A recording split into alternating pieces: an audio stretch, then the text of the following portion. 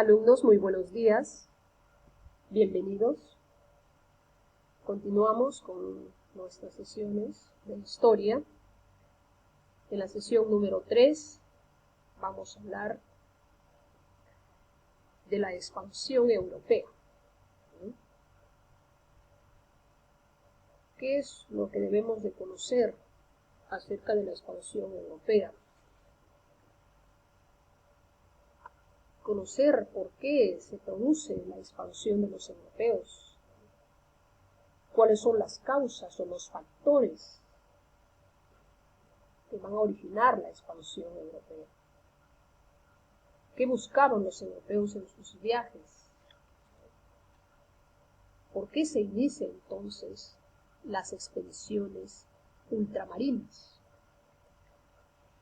El motivo principal de la exploración era la búsqueda de nuevas rutas comerciales que permitieran a los europeos acceder a lugares de Asia y África. Entonces, ¿por qué buscar nuevas rutas? Porque desde Asia, desde África, es de donde provenían productos que eran muy apreciados por ellos, eran muy apreciados por los europeos. ¿Y cuáles eran esos productos que comercializaban? Las especias, por ejemplo, ¿no? El jengibre, las nueces, el clavo de olor, la pimienta, ¿no? La seda, por ejemplo, especialmente el comercio se daba con China y la India, y desde China, por ejemplo, traían la seda, los marfiles, las piedras preciosas, ¿no? También se comercializaba lo que son las porcelanas, ¿no? Y otros productos. Sin embargo, este comercio que se daba entre Europa y Asia, ¿no? Se vio interrumpido ya en el siglo XV. En el siglo XV los turcos invaden Constantinopla, específicamente en 1453. Entonces, las rutas terrestres, ¿no? Con el oriente se van a tornar intransitables, o sea, se ven interrumpidas. Y esto va a obligar entonces a los europeos, digamos, a buscar, ¿no? Nuevas rutas para poder continuar comerciando con la India y con la China. Entonces, de esta forma se van a dar entonces lo que se llama el comienzo del periodo de la expansión europea. Hasta el siglo XV, ¿no? ¿Qué visión es que tenían del mundo los europeos en el siglo XV? Los europeos, por ejemplo, hasta el siglo XV, conocían muy poco, ¿no? Del territorio que conformaba nuestro planeta. Los europeos creían que existían en nuestro planeta solo 3 continentes, ¿no? Europa, Asia y parte de África, ¿no? Entonces, para ellos pensaban que el resto del planeta era mar, con monstruos marinos, con grandes corrientes, que hacían imposible ir más allá, ¿no? Más allá. Ahora entonces veamos cuáles son los factores que van a motivar a los europeos a ir en búsqueda de nuevas rutas, ¿no? Pero antes veamos qué es la expansión europea, cómo lo podemos definir.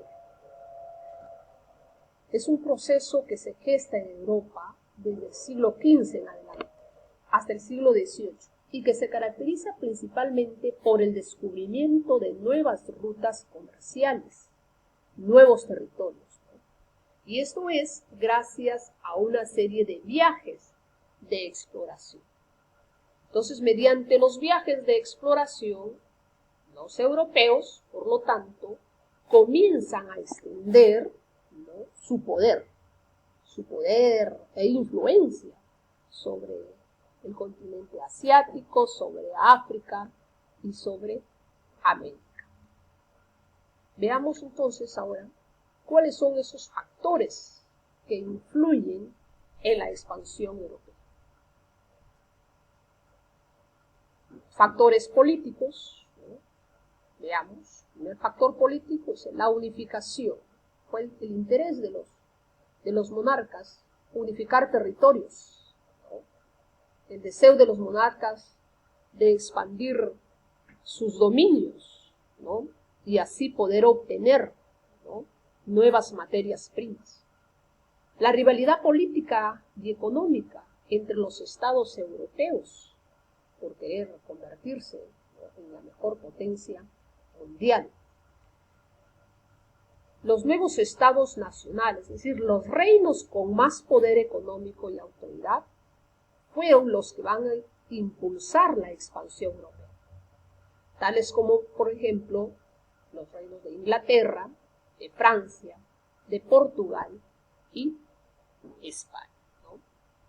Además, también los monarcas, ¿no?, van a ser los encargados del financiamiento de las empresas privadas que van a iniciar los viajes de exploración. Factores económicos, ¿no?, es otra de las causas, digamos, que va a impulsar a los europeos a expandir sus territorios. La primera causa económica, dice, es la imposibilidad, pues, de transitar por las rutas comerciales habituales. Ya llevó a los pueblos de Europa a buscar nuevas rutas comerciales. Ya habíamos dicho, entonces, era sobre todo, la causa principal es la toma de Constantinopla, ¿no?, el cierre de esas rutas terrestres hacia las Indias. Entonces, los turcos, al invadir el pase hacia China, entonces va a ser imposible que los europeos transiten por esa vía terrestre para poder continuar con su comercio con los asiáticos. El deseo de adquirir oro y plata, ¿no?, entonces, y metales preciosos. Estos, el oro, la plata, los metales preciosos eran muy escasos en Europa. Y los utilizaban sobre todo para el oro, los metales preciosos, para las transacciones comerciales, ¿no?, según el modelo mercantilista de la época. Pues, en aquel entonces, ¿no?, la doctrina económica que desarrollaban estos países europeos era el mercantilismo. Según esta doctrina, un país es más poderoso mientras más metales preciosos acumula. Un país se vuelve más poderoso mientras más metales preciosos acumula. Esa es la teoría del mercantilismo. Entonces todos, de alguna manera, querían obtener no solo los metales preciosos, sino también las joyas, los minerales, las sedas, las especies, ¿no?, que ellos venían ya comercializando con Asia. Y la obtención, pues, de territorios también nuevos, la obtención de mano de obra esclava, ¿no?, para la producción del azúcar. Y además también establecer algunos vínculos comerciales, ¿no?, con los países y con los territorios del Oriente. Factores socioculturales. Otro factor que, sobre todo para España, indispensable es expandir el cristianismo, ¿no?, como la religión universal, ¿no? Y esto era sobre todo para contrarrestar el avance que hicieron los musulmanes, ¿no?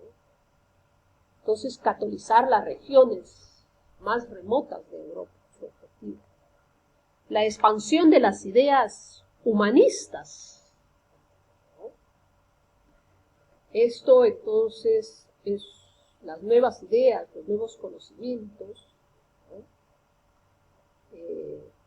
van a surgir aquí lo que se llama estos movimientos intelectuales del humanismo, del renacimiento. Entonces ya surge el afán de explorar nuevos territorios. Entonces nace el deseo de fama y aventura, ¿no? Entonces aquí todo este movimiento del Renacimiento, del humanismo, lo que son movimientos intelectuales que profesan que el ser humano pues es capaz de lograr todos sus objetivos, de alcanzar importantes conocimientos, de realizar grandes obras. Entonces este movimiento va a surgir, ¿no?, en estas ideas a grandes aventureros que también querían ellos alcanzar fama, alcanzar riqueza, ¿no?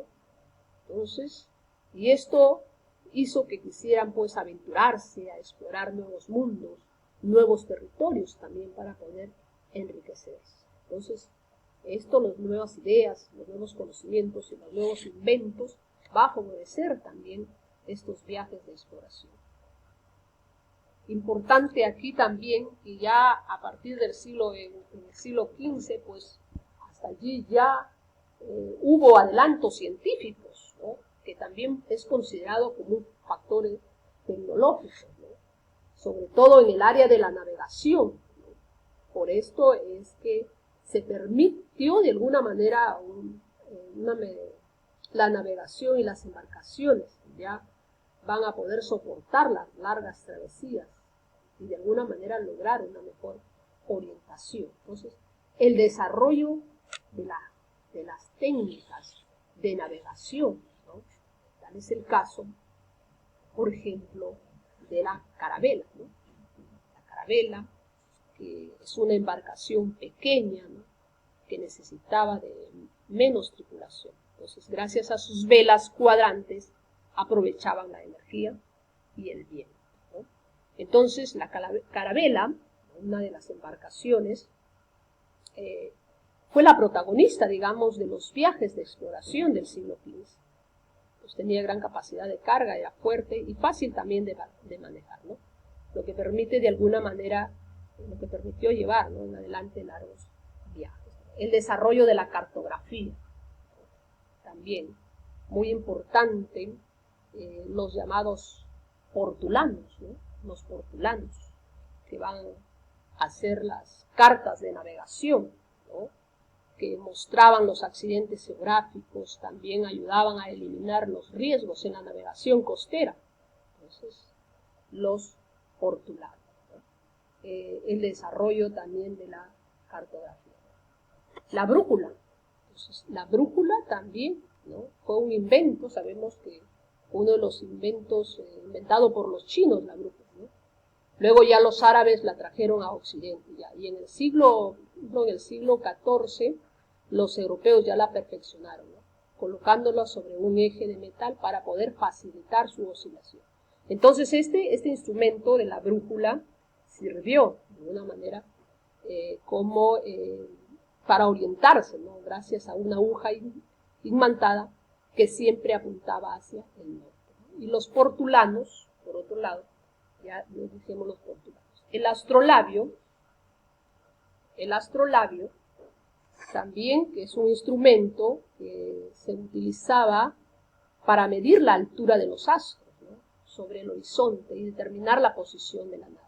Entonces, al alinearlo con el sol de mediodía se podía determinar la latitud en que se encontraba. Fueron instrumentos muy necesarios, muy importantes, que fueron utilizados entonces en estos viajes de exploración por los europeos. Bien, estimados alumnos, entonces hoy hemos conocido algunos de los factores o las causas que van a motivar los viajes de expansión europea. En la próxima clase ya estaremos viendo sobre lo que son los descubrimientos geográficos, ¿no?, los primeros proyectos de expansión europea, que es el proyecto de expansión portuguesa, también el proyecto de expansión española, ¿no? Esperamos que hayamos entendido. No se olviden de resolver sus tareas, ¿ya?, sus actividades, completarlas también y enviarlas a tiempo para que puedan superar la nota del primer trimestre. Muchísimas gracias, cuídense mucho, que Dios los bendiga, hasta la próxima, no se olviden de participar en las videoconferencias.